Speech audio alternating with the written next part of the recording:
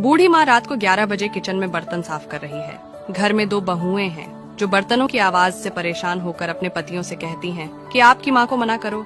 इतनी रात को बर्तन की आवाज से हमारी नींद खराब होती है और सुबह भी 5 बजे पूजा करके हमें सोने नहीं देती। जाओ, जाकर माँ को मना करो। बड़ा बेटा खड़ा होकर रसोई की तरफ जाता है। रास्ते में छोटे भाई के कमरे में से भी वही बातें सुनाई पड़ी जो उसके कमरे में हो रही थी।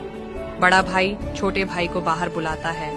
दोनों भाई रसोई में जाते हैं और माँ को बर्तन साफ करने में मदद करने लगते हैं। माँ मना करती है पर वो नहीं मानते हैं। बर्तन साफ हो जाने पर दोनों भाई माँ को उनके कमरे में ले जाते हैं और कहते हैं कि माँ सुबह जल्दी उठा देना, हमें भी पूजा करनी है।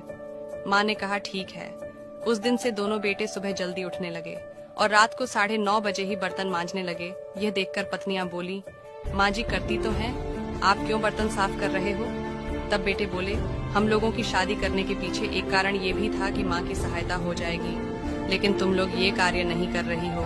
कोई बात नहीं, हम अपनी माँ की सहायता कर देते हैं। ऐसा सुनकर पत्नियां जल्दी बर्तन इसलिए साफ करने लगी कि नहीं तो उनके पति बर्तन साफ करने लगेंगे। साथ ही सुबह वो भी पतियों के साथ ही उठने लगी और पूजा में शामिल होने लगी।